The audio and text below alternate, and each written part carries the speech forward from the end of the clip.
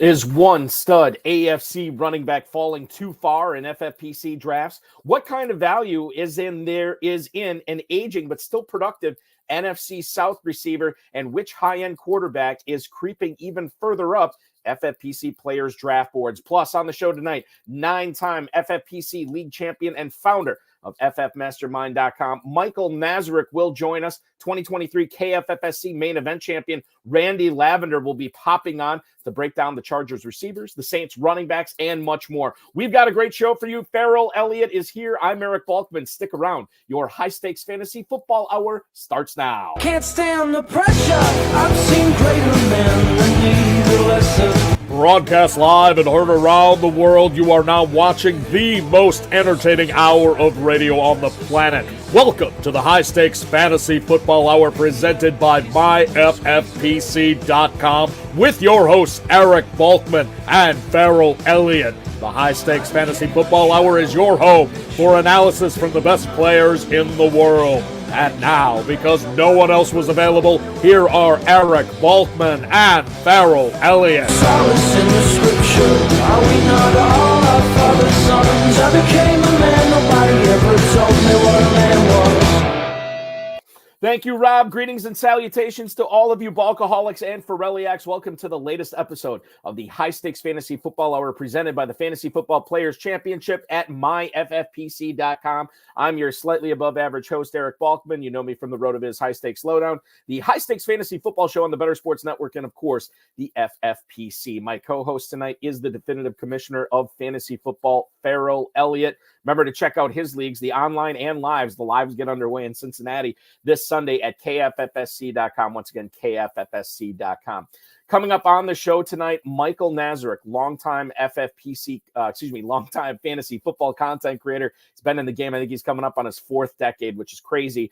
So he knows his stuff. 9-time FFPC league champion. He's won Fantasy Pros titles. He's won main events. He's won Pros versus Joes. He's won Dynasties. He's done it all, and he's here to share some of his knowledge tonight. That'll be the first half of the show. And then coming up at the bottom of the hour, Randy Lavender, last year's KFFSC main event champion, is going to hop aboard as well to share what he learned last year, what he plans on doing in trying to win the $1 million in the FFPC main event this year, and so much more. If you want to connect with us on X, the show is at HSFF. I'm at Eric Balkman. At Michael Nazarek is at FF Mastermind. And, of course, check out Ferrell's Kentucky Fantasy Football State Championship at KFFSC.com. Facebook.com/HSFF is where to reach us. And email the show at highstakesfantasyfootball@gmail.com. If you have any questions for us, now is the time to send them. We'll try to get to all the chat room questions, X posts, and emails throughout the program tonight. With two guests, it will be tough. But if you want to ask the guest something, let us know because we want to get those questions to them ASAP. Shout out to our audio engineer and my best friend, Bryce, and, of course, our producer and mutual friend, Rob. The Fantasy Pros Championship not only has drafts filling every day, they are filling fast, and you can win $1 million. $6 million plus prize pool, $50 discount on every third team that you buy. MyFFPC.com is where to go for that. We have at least 2 more, I think 3 more time slots tonight that you can actually still draft. So check that out, myffpc.com. The FFPC main event going on as well, live and slow drafts popping off there. Another $1 million grand prize for you. So take advantage of that. We'll have times going on each and every day. We had a lot of them this weekend as well. MyFFPC.com is where to go for that, as well as the Superflex Best Ball Tournament. Sign up for that. $35 to enter, and you can win a $100,000 grand prize. And don't forget Dynasty and Empire Startups. Still going strong over at myffpc.com. Remember to like this video, subscribe to the channel, comment on it, share it with your friends, share it with your enemies, and get notified each and every time we go live. And I'll tell you more about when we are going live again coming up at the end of the program. Let's bring him in, the co-host with the most, the definitive commissioner of fantasy football, the unofficial Prince of Kentucky at jferrellelliott on the X and on the gram. Welcome in, Ferrell Elliott. As long as I do not have to campaign for that position, I will accept it, Bob. That's royalty, man. That's just passed down. So you don't have to worry about it. There's no campaigning, nothing like that. That's just what people tell me, man. So that's why it's unofficial too. Yeah, depends who you're talking to.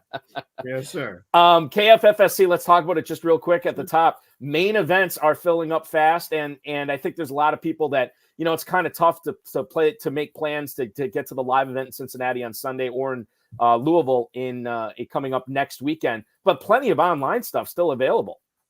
It is, and the online effort that we have, we've at least got now through September 3rd. I believe we have one, with the exception of the days that we are drafting live. I believe we have one every day. And if you're in one of the 19 states that are properly regulated, or in our case, unregulated, you may join the KFFSC from those states. And we would love to have you play and seek to be our 23rd champion. We've got a wonderful champion lined up later in the show tonight to talk to, that's been at it for quite a while. And Balky, we had one spot remaining in the Northern Kentucky Cincinnati area draft, which will be coming from Cincinnati Airport Marriott. We had one spot left. We opened it up to a virtual user, and guess who? Two-packer jumped in and claimed it. You know, God bless the two-packer. He jumped right in there and claimed that. So, yeah, Buck. It's what we do. People from Wisconsin just solve problems. We just got love Wisconsin.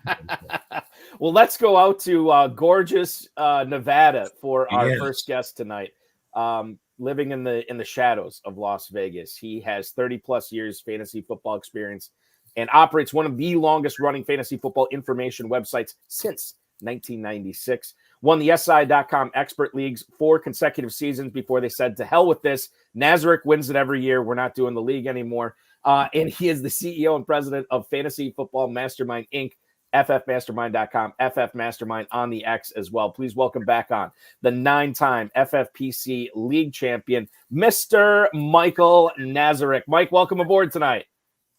Well, it's great to be here, guys, and what an introduction. I don't know if I can live up to all that, but I'm going to try. You know, you say that every year, Mike, and somehow you seem to exceed it every year. So I think you're going to be okay. I think Mastermind should be actually moved to your middle name and should actually become official. Michael Mastermind Nazarek has a nice ring to it for sure. Let's get into it tonight, Mike. And I think one of the things, and I always give you short shrift on this, because we always do it at the end, but let's talk about ffmastermind.com right at the start. I think this is fascinating that, you know, a lot of these content websites, we've had so many of them pop up in the last decade, and even the old ones have been around for like 15 years. But my God, you've been around for what, 28, 29 years now? Tell the viewers a little bit about what FF Mastermind has done, what it continues to offer, and what it's offering this year. Yeah, it's crazy. We're talking back in the days of dial-up in 1996, started the website.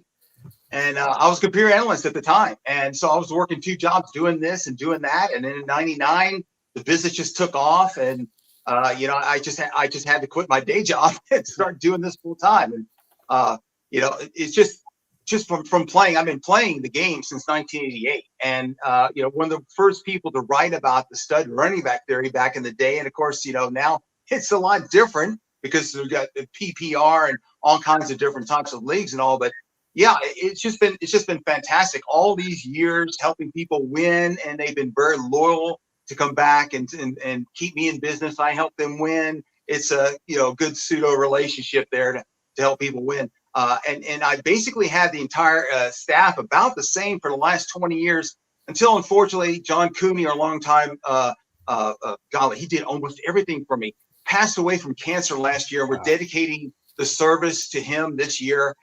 You know, it's just not going to be the same, but everyone else is still here. We're all rallying around, and we got the guide up and going, and, you know, we're going to be doing the newsletters and everything. And we're not fancy. We're old school. So you got to buy a password, and you got to go to the site to download the information. And I don't have an app about the site and all, but, you know, people like it. The people that are subscribed to us don't like change. And, you know, so we give them what they want. We help them win, and that's all that matters. I cashed in this year because I saw a coupon in the back of the yellow pages for Fantasy Football Mastermind, and I mailed it in. And I want to know if you'll share the information about one player. You talked about dominating running backs. I have drafted Derrick Henry every time I could get him. And if someone else drafts him, I kind of get upset no matter where I am in the draft. Am I 211's the ADP? I think, you know, if he's there in the second round, I'm taking him. Am I making the right move? You certainly are. I could make an argument that I think he should go sooner than that. But what's not to like if you can get Derrick Henry in the later part of your second round in the draft? I think it's fantastic value. I thought that he might have a chance to start to decline because I don't know where he was going to go, but we didn't think he was going to go from like one of the worst offensive lines to one of the best in Baltimore. They're just going to pound him. And I know that Lamar Jackson's, a running quarterback, but when they get around the goal line, it's going to be Derrick Henry time. He's going to score double-digit touchdowns. He's one of the safest running backs to draft in the second round of your draft right now. You had it exactly right when you talk about the offensive line. You can win a lot of bets saying, guys, who had the worst offensive line in the NFL last year? And no one will guess Tennessee Titans except the Mastermind and maybe Derrick Henry, but only one of them. Yeah, and Mike Vrabel probably. Yeah. I'll say this too. Gus Edwards scored 13 rushing touchdowns on this team last year. Now, I know touchdowns are not a sticky stat, but Gus Edwards, 13 touchdowns. Now they get Derrick Henry. You tell me what's not to like there. So Derrick Henry, certainly I'm with you on that one, Mike, for sure, at the end of the second round. Mike Evans, let's talk about another guy. I think you took, and correct me if I'm wrong, I thought you took him in pros versus Joes this year, Mike. Is that correct, Mike Evans? I sure did. Yes, I did. Early in the third, too. Right, and I think, and that's best ball, obviously, but when you're talking about the Fantasy Pros Championship, I'm looking at his ADP now. Wide receiver 18 at the end of the third right now. So he's actually fallen. I know he got I think he left practice, but I think it was kind of a nothing burger, and he came back, and he's good. However, I just look at him going at the end of the third round. Not that I want to keep going with the older guys being values this year, but I think about what he did last year, and there's 17 receivers going off the board. How do you feel about the value at the end of the third with Mike Evans at the moment? It's fantastic value. I mean, going into last season, we didn't know what we're going to get because of Baker Mayfield, but he's found a home and he's got weapons around him, and they put him in a system to succeed. And Evans, I know he's getting older, just like Derrick Henry, but double-digit touchdowns as long as he stays healthy. That's what you're looking at here. It's fantastic value towards the end of the third round. And like I said, I grabbed him early in the third round. He's a safe pick in the third round. Yeah. Mm-hmm. It seems like he always meets or exceeds that draft value, and I bet he'll exceed it again. Last year, I made the selection quite by accident of Rachaad White. And when I say by accident, I had my stack of running backs. He was the last one, and he was there, and I took him, and I learned to love him. Well, who's not to love all those carries, like 270 carries, enough receptions to make it legitimate, enough scores. And the yards per carry average is not there, but I see a repeat performance of this player. He's now going in the fourth round, Balky. Is that right?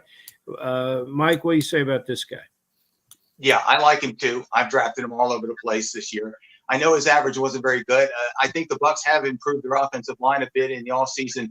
And the fact is that his specialty really is catching the ball. I mean, he's a dynamic player out in space. And they learned that last year. They're like, we're just giving him the rock up the gut. And he's getting 1 and 2 yards. So let's just throw it to him out in the flat. And he was making big plays. I think what he scored 4 or 5 touchdowns via the pass. I mean, that's a dynamic player. And I can live with a 3.8 per rush average if he's going to carry the ball 270 times. So it'll be fine with me. Workhorse role. Yeah, definitely. And that's the follow up to that. I mean, any of the running backs that are behind him. I mean, Edmonds, Irving. Any of these players that who's the guy at Syracuse? Sean Tucker. You don't see any of these guys as threats to White's workload this year, do you, Mike? No. Edmonds is always injury prone, and he's more of a change of pace, a guy that can catch the ball too. But and then Tucker had his chance last year, couldn't hold on to the backup job there. Now Bucky Irving has talent, and he's a rookie, so he is going to play and spell White here and there, but it's not a situation where he's so talented that he's going to take the job from White. So they're going to roll with White as long as he's healthy. They want to maybe instead of giving the backup guy 2 or 3 carries, he might get 5, 6 carries or something like that, just to make sure that White is just not run into the ground. But I think it's a good thing for the whole team. But he is going to have that workhorse role, and I would not be. I would love him as an RB2. Right. Yeah. And certainly, I mean, if you can get him, given that he's almost going at the RB1 territory. Well, the other thing too is, and John Terry posted this when we were talking about Derrick Henry. He went at the 404 last night in an FFPC main event. So it's like these guys. I mean, the value happens. It happens, and you got to take advantage of it. I think we need to fact check that. I think we need a fact check on that because Johnny gets a little carried away sometimes. I don't necessarily think he's earlier in tonight's conversation. He retired Claypool from the league. Claypool. It's not fantasy relevant, but my goodness, Claypool got a turf toe and cashed in for $1.13 million this year. So he might be back. Who knows? And the other thing too is with Claypool is he got released with an injury settlement. He could stumble on, maybe not with Buffalo, but he could be back to your point, Ferrell, with another team this year. So I like the way you use the word stumble there, Bob. Yeah, exactly. A guy who stumbled a little bit last year when he came back from injury, but then turned it on, is a player that's rising up draft boards a little bit right now, Mike, and that's Kyler Murray. I'll be honest with you, I wasn't really targeting this guy, fading this guy at all in drafts. But as I have read more, consumed more Cardinals content here, I'm starting to get excited about that Cardinals offense. Harrison, McBride, obviously the tandem of Connor and Benson there too. And Kyler Murray is the guy who is quarterbacking the whole thing. So I'm starting to like him as well. Is that what has you excited about Murray this year? What else am I forgetting about Kyler Murray? No, well, the only thing you might be forgetting is how good he is with running the football. And the fact is that he's another year away from that torn ACL. Yep. He showed the middle of last season that he still got it on occasion here and there because he wasn't exactly 100% healthy coming back, and he was still putting up scores in the 20s and all. But he's got Marvin Harrison Jr. now. Still got Trey McBride, and Michael Wilson can develop more, and of course he's got Trey Benson added to James Conner. It's going to be a really offensive fest in Arizona, and the fact that their defense is still not very good. It's going to be a lot of action in the second half of these games, and it's going to be a lot of Kyler Murray here. And I am definitely targeting him because he's got what it is called the cheat codes. He can run the football as a quarterback, and that's the type of thing that'll win leagues for you. Because Tua led the league with passing last year, but where did he finish? 16th overall in quarterbacks? Because he didn't run the football. We're talking about a guy that should be running at least around 500 yards and can score 5+ times and throw the ball and throw touchdowns and all. And as long as he stays healthy, that's the key. But you can get him in what I've been drafting. I think I got him in Pros versus Joes in like the 7th round. You can get him 7th, 8th round around there. And so you can wait and stock up on running backs and wide receivers earlier in the draft and target Murray there. I love just real quick, Ferrell, let me just follow up on that. Just Mike, just in general, as the quarterback position has evolved, from what it was in the mid 90s when it was like, Brett Favre and Steve Young and all these guys. But when you look at it right now, how important is it for you to get these running quarterbacks in your FFPC leagues? Yeah, it is very important. It's very important because they obviously Jalen Hurts has shown, with the tush push now, it's going to be interesting to see if they can actually execute that without Jason Kelce this year. But Josh Allen, the second half of last year and 15 scores, alone was running away with the title at QB1. Now we've got Murray coming back. You got Lamar Jackson already, and another guy to target a little bit later than Kyler Murray's Jaden Daniels, the rookie out of Washington. He can run too. Yes, he can. Is he one of? Have you ever drafted him, Mike, or would you draft him as your number one quarterback in drafts this year in regards to Daniels? In Jane Daniels, I just did FF Webmasters Experts League. It's a 14-team non-PPR, and it got to the 8th round, and all the elite quarterbacks were gone. The last one to go was Prescott, and I was left with either Tua, Brock Purdy, Jordan Love, those kind of guys. Jordan Love runs a little bit there. But I said Jaden Daniels, and then you back him up with a veteran quarterback like a Kirk Cousins or a Matthew Stafford a little bit later, just in case he struggles early on and all. But, of course, he gets right out of the gate, then you're golden there. Mike, who do you like better, Prescott or Love? Oh, that's a tough question. I think I've got them ranked right next to each other. They're interchangeable. Okay.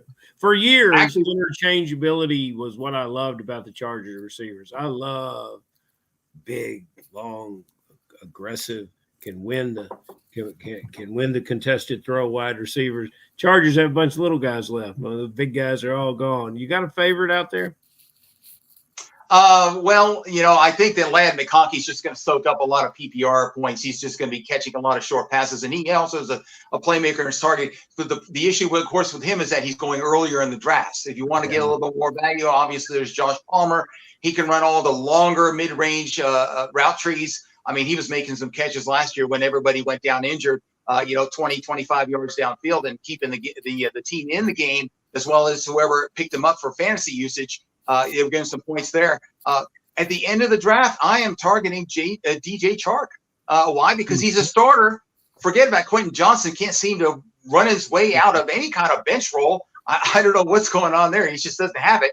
And they were talking to Chark the other day, and he was like, I've really developed a lot of chemistry with Justin, and I can't wait. It's unfortunate he's got the foot injury now, but once we get going and all, you're going to be surprised. I know that everyone thinks that the Chargers are going to run them football, and they will early in games, but that defense is not very good. They're going to fall behind, and guess what? Justin Herbert's going to throw the ball, and it's going to be those three guys catching the ball, and they're going to score a lot of fantasy points.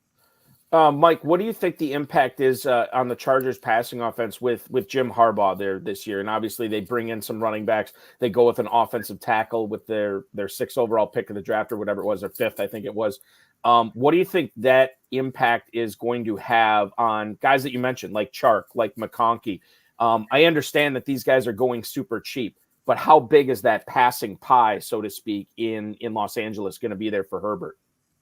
Well, I do think they're going to attempt to run it. And again, they're going to have some success here. It just depends more on their opponent for that week as to whether they're going to have success or not. And let's face it, the defense is not very good. If they fall behind 14-0 or whatever, do you think they're just going to run, especially if they have not having very much success?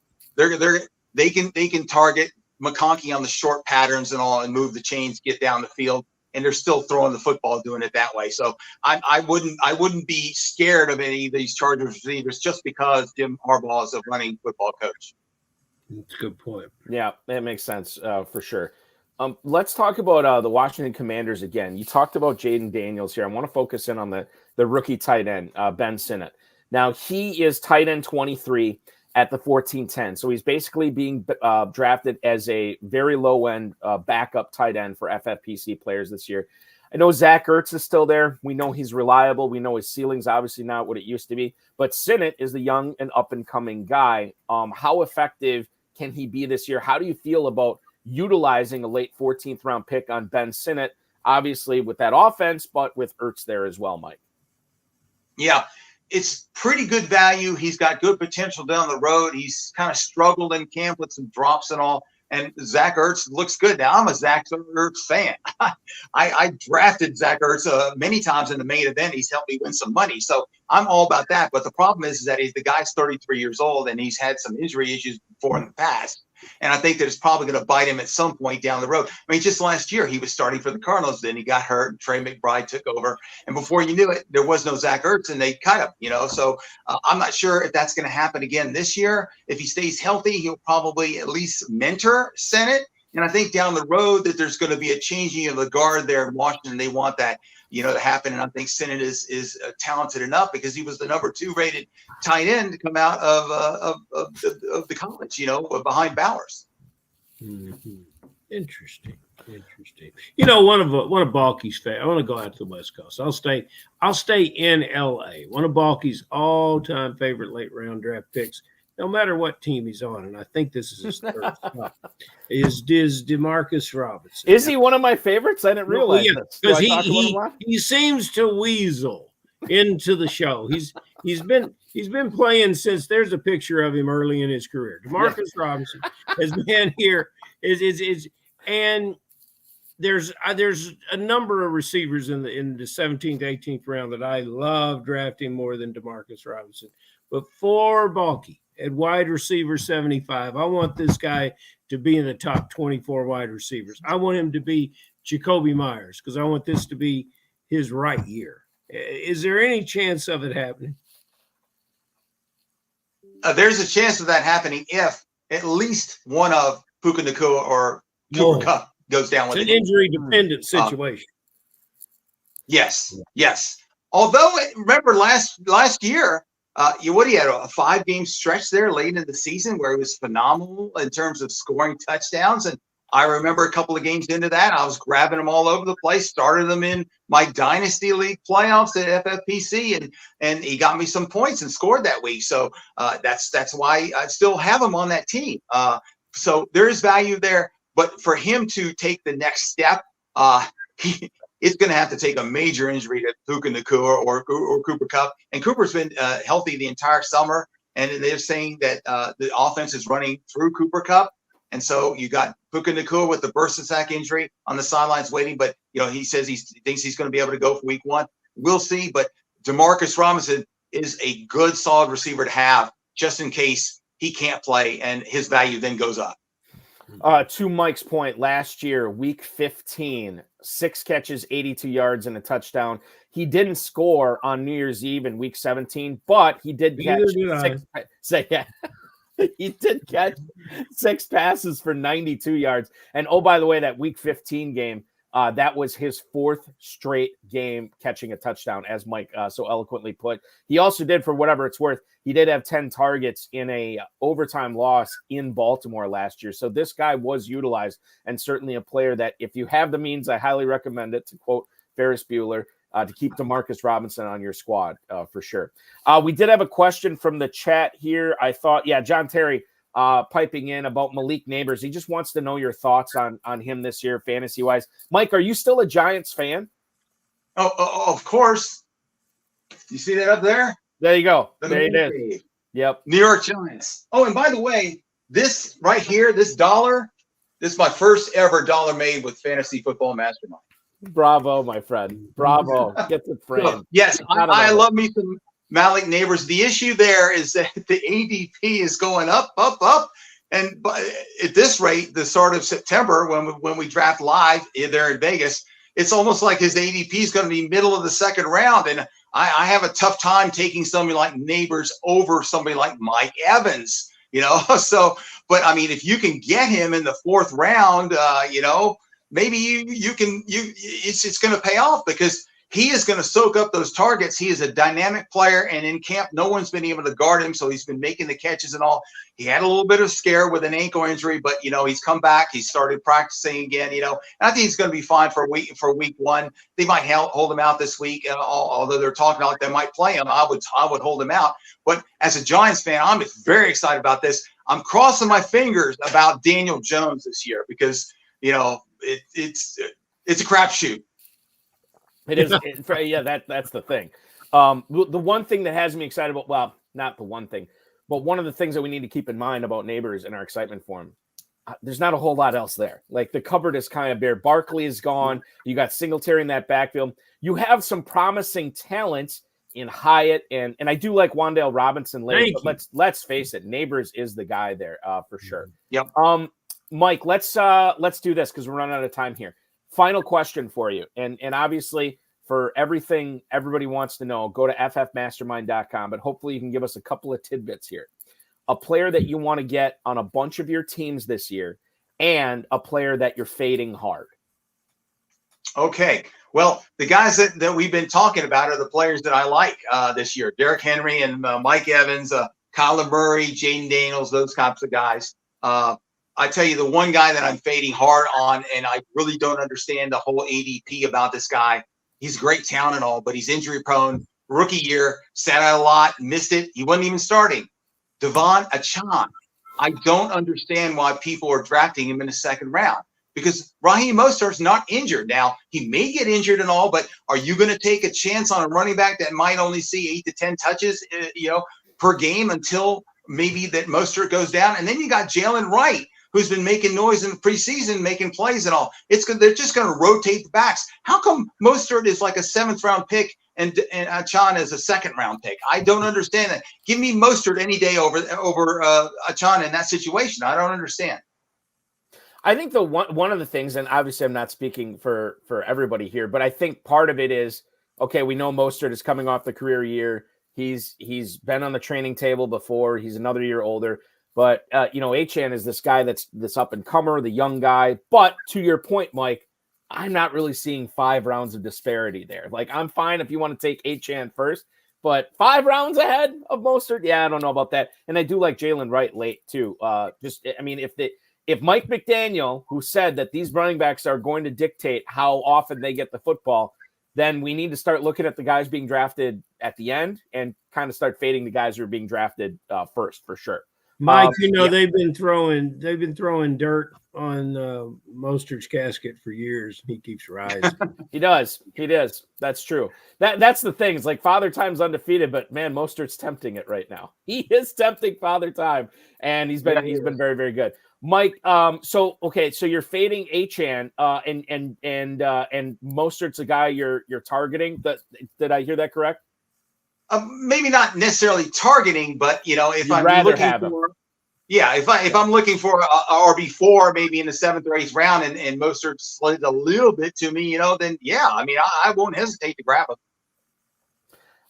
The players that you like this year, Mike, that you're trying to get on all your teams. We already talked about most of them. Derrick Henry, Mike Evans. Kyler Murray, those type of guys. It's a tight end. I love Brock Bowers. I think he's a little bit down the tier from the elite guys. I'm not really a fan of grabbing Kelsey Laporta at the end of the turn there at 1 and 2 and all. I just think the value is not quite there. And you go somebody upside like Kyle Pitts, who now has a real quarterback throwing to him in Atlanta, and Kirk Cousins. I expect good things from Pitts as long as he stays healthy. We love it. We love to hear it, and we love to hear a Vegas guy talking up Brock Bowers too. We got a Vegas guy and a Raiders guy on the show tonight who both love Bowers. Hopefully everybody is taking advantage of that. The Fantasy Football Mastermind, Michael Nazarek joining the program tonight. Remember, subscribe at ffmastermind.com, at ffmastermind on the X. Is there anything else you want to plug about your website tonight, Mike? Only because I always do this whenever I talk to you, Eric and Ferrell. We have a discount code for people that want to try out the product. Super Bowl package. That's the guide, the updated rankings, the drafting software that we have. We have a great Excel app, the weekly newsletters, the premium injury quick bits. Been quick bitting news for 29 years online. It's crazy. Yeah. Everything injury goes premium to premium subscribers. To try us out is normally $59.95, but I've always got this discount code. I want to make sure I get it right. FFPC 12.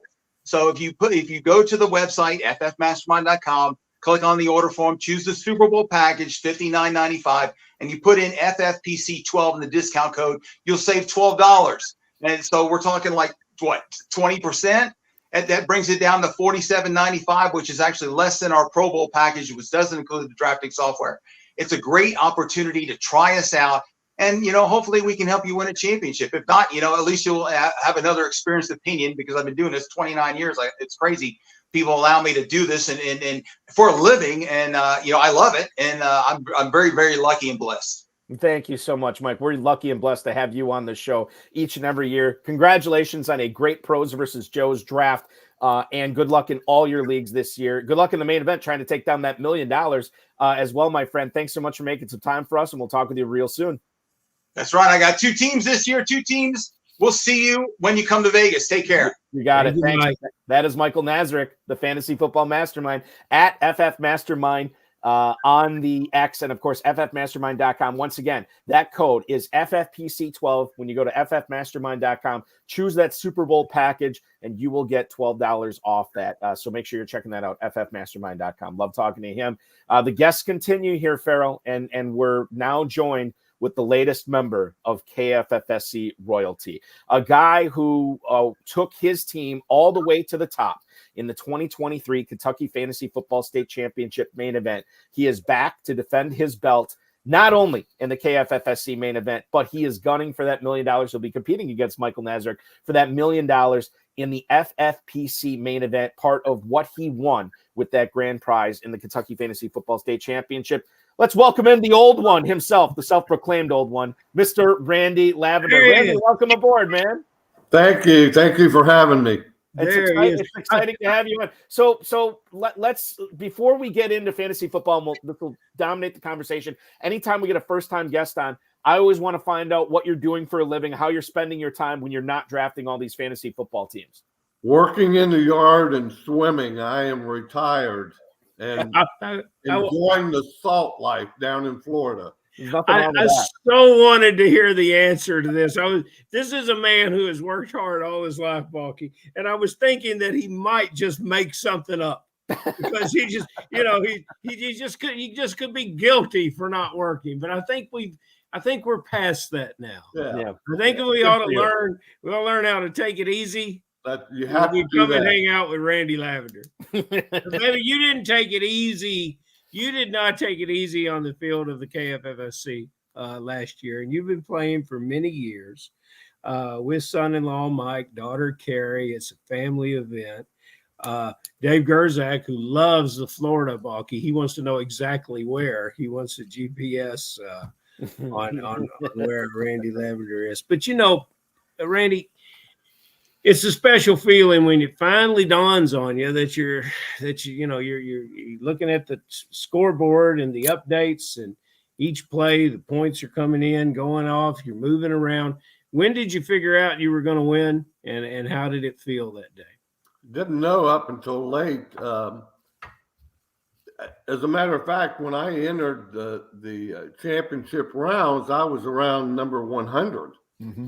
And I thought, if I can just get to the money, that'll be nice. But the second week of the playoff, early, I was talking to my daughter, and she said, you're in first place.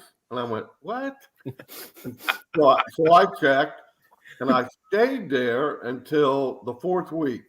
And the fourth week, I had a 15-point lead, and it all fell apart. And by the end of the 1 o'clock games, I was 12 points down. And I thought, well, I'm going to finish in some type of money. The later games, I started coming back. And by the end of the 4 o'clock games, I had a 8 or 9 point, 10-point lead and a couple players left. And I thought, this is going to be the year. But love that. Ferrell, I'll tell you, winning the money was fantastic, but it does not match the feeling that I got of being the winner of the league. Yeah. Because there are some great players in that KFFSC, and along with Mike, which is my son-in-law, which is in the league, and Carrie, which is in the league. It's like a family affair. So to win outweighed the money. If you can believe that, it really outweighed the money, just being able to represent as a champion for that year. Well, it was a thrill to give you the money, and it'll be an even bigger thrill to give you your trophy at the trophy presentation. We're polishing that bad boy up, and it came in. It looks beautiful. So I'm really looking forward to you joining us in Louisville next weekend. Yeah. I do want to say this. So Randy, you just said you were about 100th coming into the championship round. You ended up finishing first. Well, coming into the championship round, you know who was leading the whole thing? Myself and Jim Cole were atop everybody after the regular season. And then, I don't know, I think we put up a 105 in the first week of the championship. Jim texted me, he's like, well, I think we're out of the running for the big grand prize. And I'm like, and I think, you know what? I think we ended up finishing around 100. So basically, we flip-flop. Eric, thank you for helping me get up there toward the top. Well, whatever I can do. I just want to help players. Randy, that is okay. So the thing that you wanted to mention is what you said to Ferrell before the draft last year. Yeah, Ferrell, I could not make it to Louisville last year, first time in a long time. So Ferrell called me and he said, it's just not the same when the old one doesn't come to Louisville. And I said, Ferrell, I'll be there next year to pick up my championship trophy. Just never dreaming that was going to happen. You spoke it into existence. You manifested it. Aaron Rodgers would be proud. It was truly the year for the old one. Randy, I think it's correct. And with your team name, you won't it won't bother you if I give your true age, which I believe is 74. 74. We had a runner-up in the league this year is 72. Our champion in our Super Bowl contest, the Sweet 16 contest, will turn 80 before this year concludes. The old one, you're the leading old one, and you've got a band of followers behind. This year. Yeah. So I'm just basically I'm not experienced enough yet to win. I'm just too young. I'm just a young whippersnapper. I can't win the Get a few more years under your belt there. That'll work. That's what I'm going to plan on doing, Randy, for sure. I guess, Randy, you've got the credibility to answer. We better throw you some football questions. Balky, you want to get started? What I think is interesting is you're drafting in the main event this year in the FFPC as well as Kentucky, and this is not the first go around you've had in the FFPC main event. You've drafted in it before. Can you tell our viewers kind of what you learned about that first experience that is going to be different for you this time around? What you learned that you're going to be applying to this year's draft? Well, I find that if you can key in on some rookies that go later in the rounds, that will help you. Somebody that's going to have success or find success that nobody's keyed in on, that's taken the first round or second round or third round. And just building, a team and adding them in, I think can help you. I think that's important too. Is you don't want to shoot for the moon on all your picks, but there is some moon shooting to be done. There is some home run swinging to be done, and oftentimes, the fortune favors the bold, and sometimes those bold rookie picks can mean everything. Ferrell, the rookie that's missing in Minnesota, the quarterback. I have, and it may be a mistake, but in the terms that Balky likes to use, I have faded the Minnesota Vikings. And I have told Balky, Randy, that Chandler, the running back, is not a particular favorite of mine. Balky has been a believer in him. I watched the preseason game last week. I'm a believer too. A team with a blue-collar quarterback with a lot to prove when Sam Darnold at Minnesota. What are you doing with Vikings this year? And is Chandler a number 2 quarterback that you would take in the double-digit rounds and hope for some happy days later in the year when he gets his chance? I don't think so. My Justin Jefferson was down as far as what I thought about his worth, until McCarty got hurt. And then I think his status has gone up a little bit because he'll be playing with the same quarterback all the way through. That's just an opinion that if I was looking at Minnesota, Justin Jefferson is now a little more viable to maybe draft. Mm-hmm. And, when Jefferson played with Mullins last year, the stats were significant. And Mullins is probably the same kind, if perhaps a lesser talent than Darnold. Yeah, that's the thing. It's just like, Jefferson is going in the mid-first round, and this is a player that was going at what, like the 101 last year or 102 in a lot of drafts. And, I just think that Darnold is talented enough to keep him, definitely return mid-first round value and maybe even higher when it comes down to it this year. Yeah. Let's shift to the Saints, and we'll go to the big easy with the old one here. Alvin Kamara, Jamal Williams. Speaking of the old ones, getting a little bit long in the tooth in that backfield. They're slowing down. I was of the opinion that Kendra Miller was going to be the guy to watch. He was going to be the guy to turn it on this year. And it seems like every single time Dennis Allen talks about Kendra Miller, it's that he's hurt and that he needs to get out on the field and he's got to fix these nagging injuries. I don't like any of the Saints running backs now, Randy. Like, there is no redeeming qualities here. I know that what Kamara is going, I'll just bring this up right now. Kamara is the highest drafted one, running back 15 in the early 5th round in the FantasyPros Championship.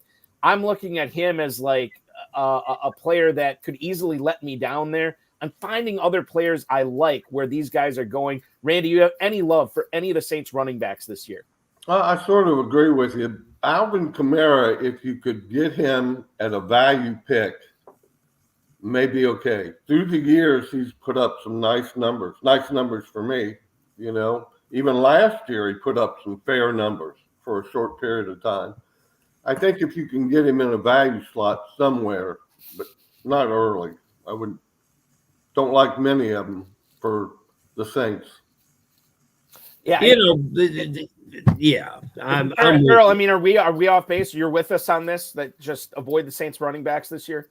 Yeah, at some point though, Kamara gets too tempting not to pick. I'm with Randy there, but if you draft enough, that opportunity is likely to come in front of you. Our top 5 finishers, not just Randy, but the group that was closest in chasing him, earn a bid to play in the FFPC. It's always been our idea that you could come play with us, you could be successful, and that could open your seat for a $1 million win, and which didn't used to be $1 million, but it's always been an impressive number, no matter what year it was.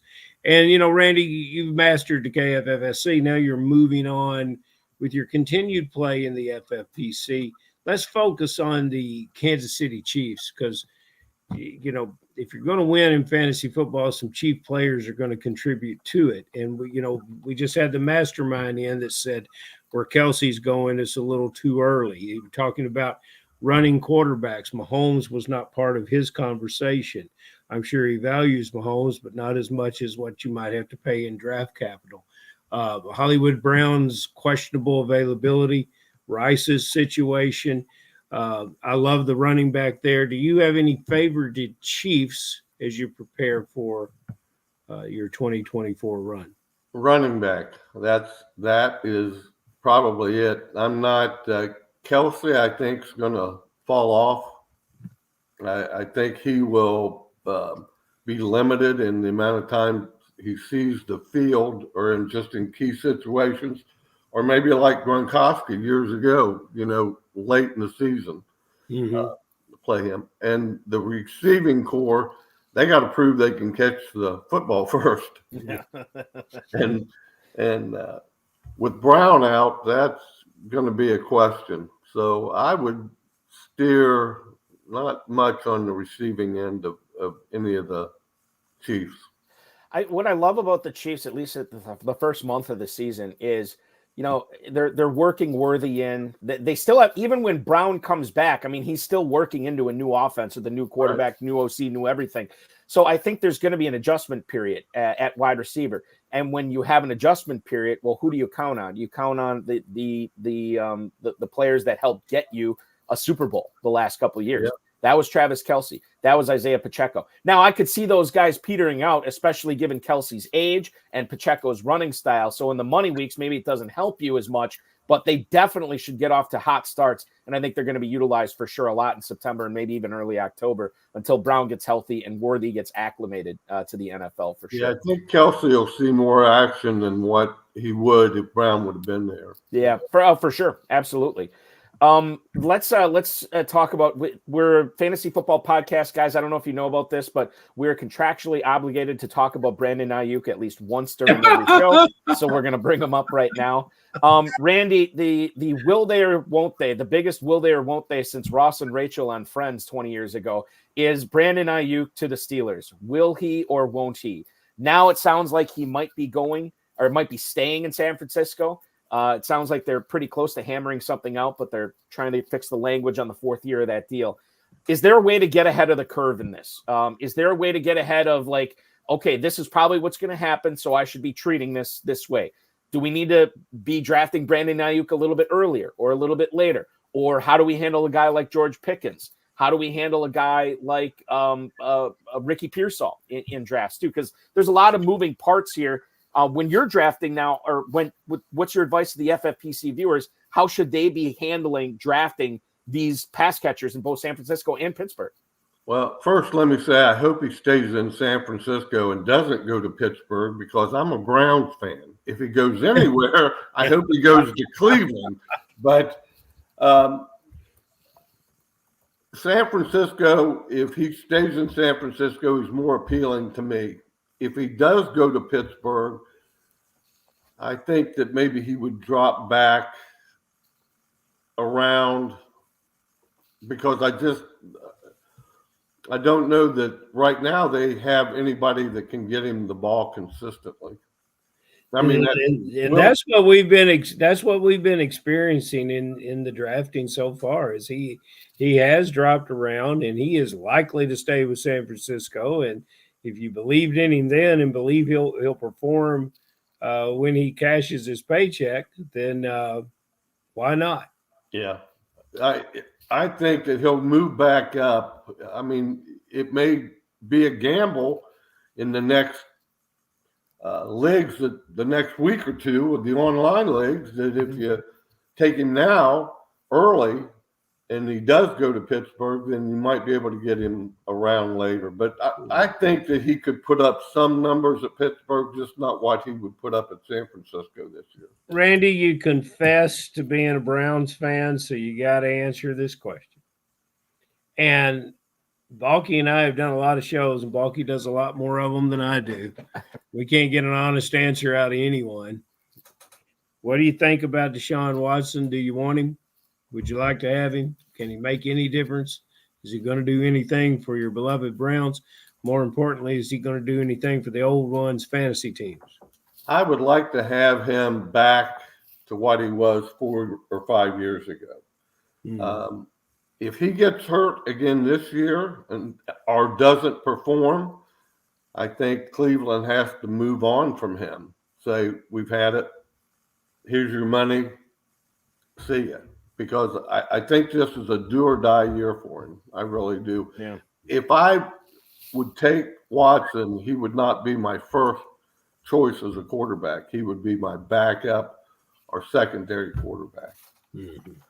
Deshaun Watson right now, quarterback 18 at the 1502. So you can definitely, he might be a guy that you go, if you go, when we were talking about with Michael Nazarek before, maybe you go Jaden Daniels and you go Deshaun Watson, or maybe you go Caleb Williams and Deshaun Watson, or think about the pairing of Lawrence and why. I know Permar was talking up Trevor Lawrence in the chat tonight too. Tagovailoa, Jared Goff, Kirk Cousins to a certain extent as well. So I think you can cobble this together pretty easily with Watson on your team as your second quarterback for sure. Yeah. Randy, let's see. What do I want to? Yeah, let's do emails here. Tim in San Francisco wrote us when we announced you as a guest. He said, "Hey Randy, do you feel Jackson Smith and Jigba is a player I need to start targeting this season? Thanks so much." That is Tim in San Francisco. Tim, we certainly appreciate it. Right now, Randy, in FFPC Fantasy Pros Championship drafts, Jackson Smith and Jigba is wide receiver 41 at the 804. That is basically 4 rounds after DK Metcalf, and it's about 4 rounds before Tyler Lockett. Your thoughts on Jackson Smith and Jigba as an early 8th round pick in FFPC drafts this year? That would be I think that's a little late for him. I think that he could even go a little higher. I look for him to have a breakout year. He is another Ohio State player with great hands. And, DK Metcalf, is he going to return to the same form? Is he going to be off a little bit? I think Enigma would be a good pick. Anywhere from 6, 7 on at that point. Yeah, and I think 6 is probably more accurate for Kentucky this weekend, right, Ferrell? Yeah, I think so too. Yeah. Let's go one more email here for you, Randy. Howard in Portland, Oregon. What's up, champ? How fast do you plan? Oh, this is a good KFFSC question. How great. I didn't even try to do the segue on this. That's how good I am. How fast do you plan on scooping up your receivers in your KFFSC leagues this year, Randy? Thank you, Howard in Portland, Oregon. I always say it's kind of like an arms race for receivers in Kentucky, but I've done it both ways. I've focused on running backs early before. I know there's a lot of players out there that swear by it. Is drafting the receiver position any different for you this year? I have quite a few teams this year, so I'm going to mix it up. I know that at least in one leg, I'm going to go 3 receivers, boom, boom, boom. In a couple of the others, receiver, I think, is important to get in that first round because there is a lot of them. And then it depends on who's going to fall to you in that second round. I don't have any picks before the fifth round. So McCaffrey and Robinson and Bryce. I don't know if any of those running backs would be there anyway on that fifth or sixth pick. So coming back the second round in most of my drafts, I'll pick up a running back, but the first player I'll probably take will be a wide receiver. Yeah. And I think that's the way a lot of people do it. That's the way a lot of people like to do it in Kentucky. That's the way I usually like to do it in Kentucky as well. So, yeah, and I think you and I are of one mind here on this, Randy. But we'll find out if we're of one mind when Ferrell asks you this final question. Ooh, yeah, this is the same one we asked of the Mastermind, and he did. He came really strong. Who do you want the most to get on a bunch of those teams you're playing this year? And who is someone you're completely fading and avoiding? I won't take many players in more than 2 or 3 leagues. I won't take one player and put him in all 7 leagues or 8 leagues. You're mixing it up. I'll mix it up, but I will. There'll be some that'll be on 2 or 3 teams. I like Wilson from the Jets. And of course, that depends on Aaron Rodgers. I think Saquon Barkley will be back. I have a feeling that he'll be back. Players that are fading.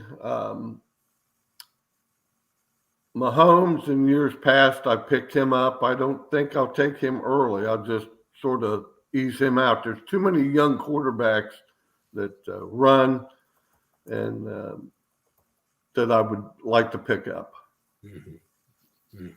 But Barkley and Wilson are the guys that you're primarily focused on early on, Randy. Yes. Okay. Yeah, it makes perfect sense. Don't give up too much. Yeah, no, don't give up too much. This belt is not going to protect itself. Okay, you need to do what you can. A little bit. Marvin Harrison also. Rocky is asking very directed questions of you that other guests just don't get. That's all. They don't get that kind of directed question. All right, so there's the Randy Lavender trio: Wilson, Barkley, and Harrison. If you somehow get all 3 of them in one league, congratulations, you're the KFFSC champ. It's going to be tough to do this year for sure. Yeah, they're all. We'll start on your trophy. 15 picks, probably. Right. Randy, this was a lot of fun, man. Thank you so much for joining us. Obviously, big time congratulations on winning the Kentucky Fantasy Football State Championship main event. Cannot wait to see you get your trophy in just not even a couple of weeks, next weekend, live at Caesar Southern Indiana. That's going to be so much fun. We'll hook up again there. Good luck in all your leagues this season too. Thank you so much for making a little time on a Friday night for us. Eric, I'll see if this works. I'll be back next year for this program, and we can do a joint one for this one and the Las Vegas and the FFPC main event. That you're batting 1,000 on this, Randy. I would have done the same thing. Thank both you guys for having me, and I'll see you guys soon. You got it, Randy. Thank you so much, man. That was the old one, the FFPC, the future FFPC main event champion, but the current KFFSC main event champion, Randy Lavender, hopping aboard tonight. Woo! Wow, what a show, Ferrell. Once again, I had a blast, and I just hope the viewers had a blast too. It was fun. And a lot of the guys that are, there's Jimmy Williams in the chat room. A lot of guys that, becoming Mr. Green, Sean Green coming for the first time or playing online for the first time. Randy goes back a long way with us, and he's got a great story, and he his daughter and his son-in-law and playing together, and I mean they really love it, and it's just like what he said about winning is the money is cool, but winning is a whole vibe of its own. And our beloved John Terry said, well, now if it was $1 million, he'd probably feel different about the money. No, he really would. He's built differently. He's retired, right? He's been a big success. He's been a big success in his world. And $1 million, I'm Balky. I'm paying for your kids' school. Lord knows we need it. I'm going to do that, and I'm going to get some new wheels for the Jeep and stuff like that.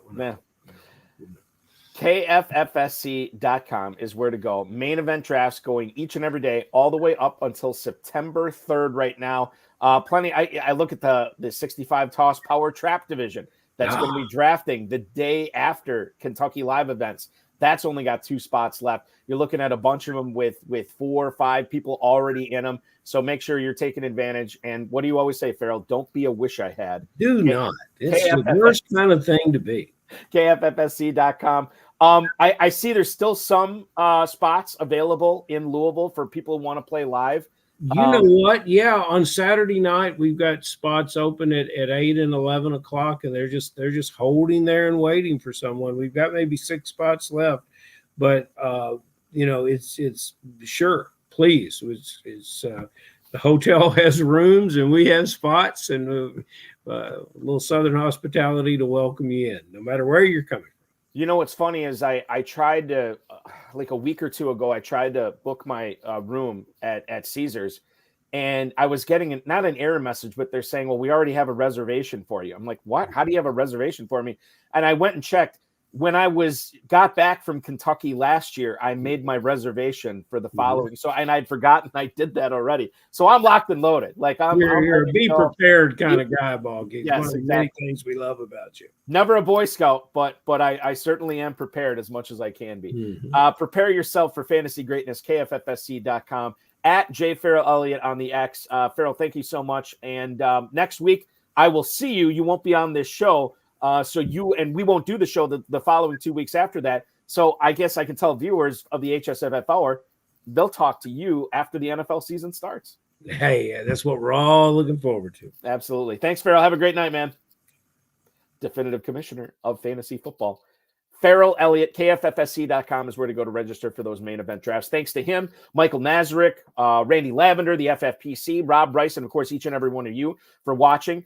A couple of programming notes. We will be live at the KFFSC live events at Caesars Southern Indiana next week. We are actually going to do a 10 p.m. Eastern time show and have a special guest co-host lined up. We're just trying to dot the T's and cross the I's and make sure we can make that happen. But we will be live at 10 p.m. I know normally we go earlier, but because of my draft schedule in Kentucky this year, it worked out that we can still keep the show at 10. So that's going to be good. In case you missed last night's High Stakes Fantasy Football Show on the Better Sports Network, check it out on the FFPC socials as well. RotoViz's Dave Caban and I went hard for 2 hours on a lot of stuff that you need to know for drafting this year, as well as what you should be doing in your dynasty leagues at this time of year, or if you're playing in dynasty startups as well. Some good advice in there for you as well. Because of some technical difficulties, we rescheduled the August edition of the RotoViz High Stakes Lowdown. It will air 10 p.m. Monday. Mike Pareca, the 2019 FFPC $500,000 main event champion, will join me for a spirited discussion, getting you set for everything you need to know for your Fantasy Pros Championship and main event drafts. That will air Monday at 10 p.m. Eastern. 2024 Fantasy Pros Championship drafts are filling daily. They're filling fast. We have 4 spots left in the midnight draft, which is going to go off in about 45 minutes, 50 minutes here. Register for that. We also have a special 12:30 a.m. draft tonight for you Night Owls or West Coasters. Sign up for that now at 12:30 tonight. Those are the 2 spots we have available tonight in the Fantasy Pros Championship. They will resume at 11 a.m. Eastern time tomorrow. The main event drafts, check those out. MyFFPC.com. Those are popping off fast and furious this weekend as well. Empire Dynasty Leagues, startups are popping off there each and every day as well. And then, of course, don't forget about the Superflex Best Ball Tournament and the Best Ball Tournament going on. Both of them, 6-figure grand prizes. And you can enter the Superflex for as little as $35. That grand prize has doubled to $100,000 this year as well. MyFFPC.com is where to go. MyFFPC.com. Remember to like this video, subscribe to the channel, comment on the video, share it with your friends, share it with your enemies, and get notified each and every time we go live, which will be, I believe, I have to actually look this up because I think we might be going live without me the next time the FFPC channel is live. We will have live main event draft coverage on Sunday night at 7 p.m. Eastern time with Fantasy Alarm's Howard Bender as the guest co-host there. And then the lowdown will go off on Monday night at 10 p.m. Eastern. So there you go. That's your show. Thank you so much for watching, everybody. Your weekend officially starts now.